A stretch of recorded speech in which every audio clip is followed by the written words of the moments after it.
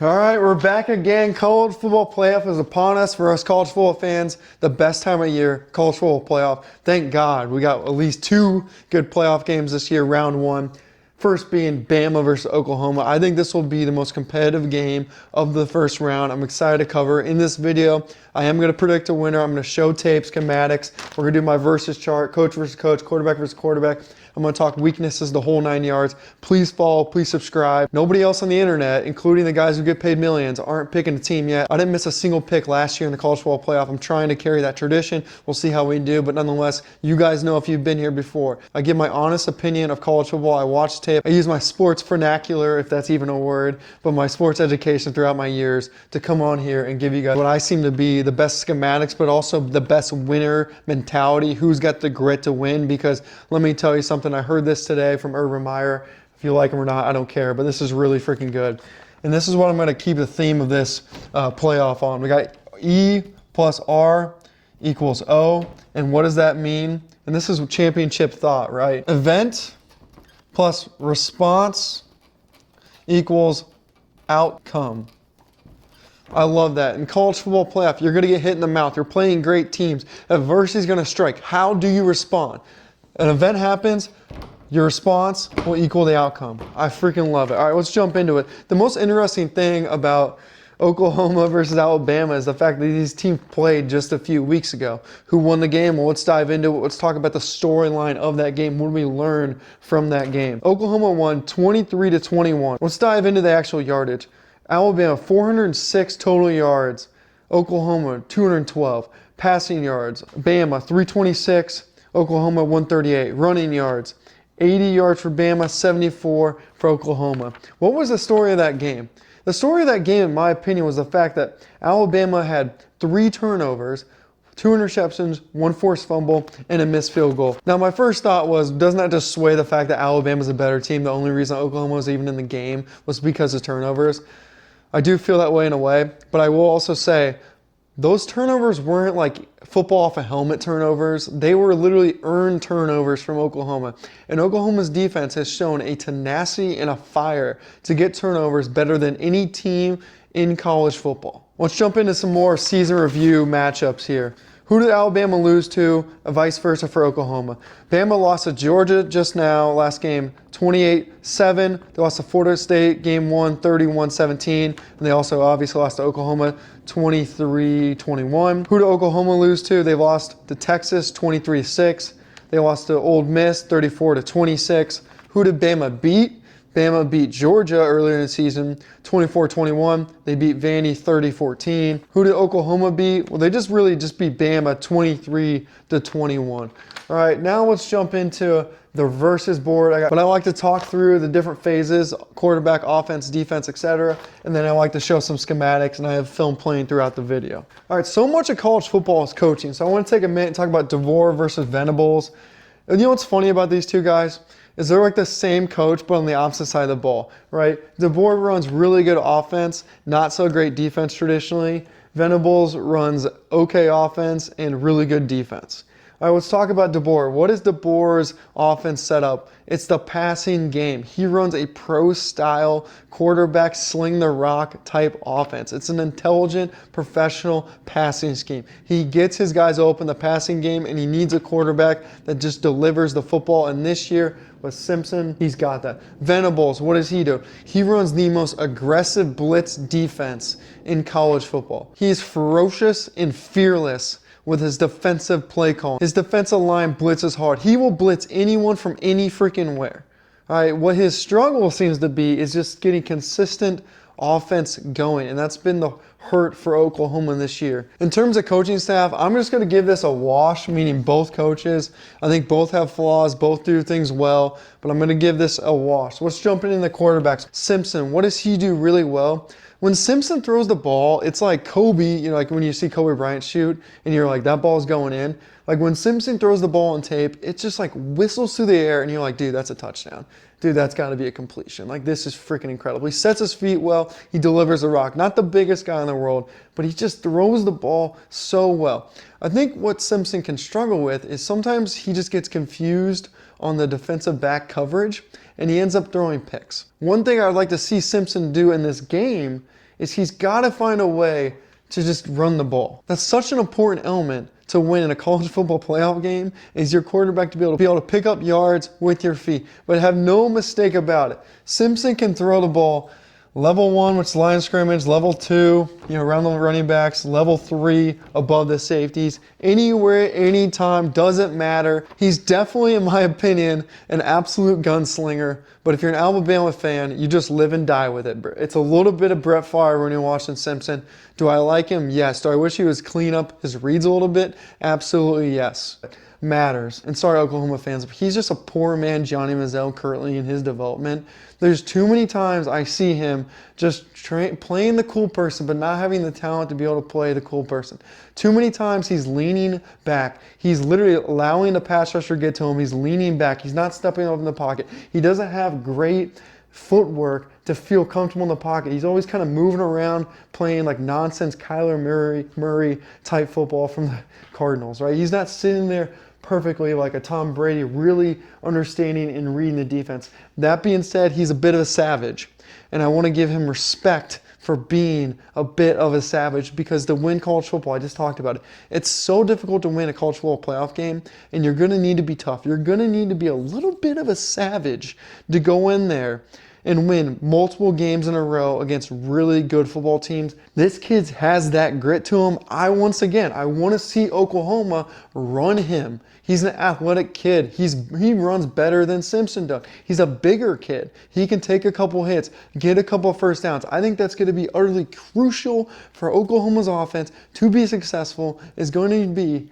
matter running the ball with Robinson in that backfield. But if you're asking me which quarterback do I trust more, Simpson. Offenses. This one's going to be pretty quick for me. I like Alabama's offense more. I think Oklahoma's offense has shown signs on struggling this year. They've had a few good moments. Sometimes I get inspired where I'm like, okay, maybe they've changed, but then they go on a couple drives where you're just like, God, they can't get the ball moving. They can't get the ball going. So give me Alabama's offense. The defense, this is where it gets interesting, because the Alabama's defense looks like the old Alabama defenses, and they're huge, they're big, and they're a powerful group. But that being said, I see them so often be in the wrong gap, and you'll see, especially against Georgia, when you watch that tape, you'll see them just get gashed. I mean, utterly gashed in the run game for 20 plus yards. It happens way too often. They are not properly in the gap where they're just getting ripped apart in the run game at times. That being said, they still have that unbelievable power and that unbelievable athleticism. When they are in the right gap, they are an incredibly tough defense. Top 15 defense in college football, but they're not on the level of Oklahoma statistically. Let's talk about Oklahoma's defense. What makes Oklahoma's defense so good is Venables' blitz packages and the aggression that they blitz. When they blitz, I mean, they will blitz from anywhere. They'll blitz their safety. They'll blitz linebackers. They'll bring two linebackers over in the same gap. They'll come from any and everywhere. And when they blitz, they get home. They're the best, in my opinion, blitzing defense I've seen this year in college football. It's amazing how often they blitz and they hit the quarterback. Another thing that makes Oklahoma really special is their ends. And this is more of a technique thing. Their ends have an incredible ability to get their shoulder under and rip through. There's so many times on film I saw their ends having really good rushes just because of their footwork and their form. Look out for that, especially if the left tackle of Alabama does not get healthy. The one struggle I see with Oklahoma is they just don't tackle. Their defensive backs do not tackle good in the open field. Too many missed tackles. Way too many missed tackles for Oklahoma. They're not hitting, they're not wrapping, and they're not driving.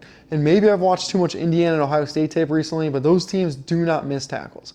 Oklahoma's missing wide open tackles. Like, they're in the right gap, but they miss it. They just miss the tackle. They're not fundamentally tackling underneath themselves. They are absolutely lunging and diving like the classic Bob Sanders for the Colts.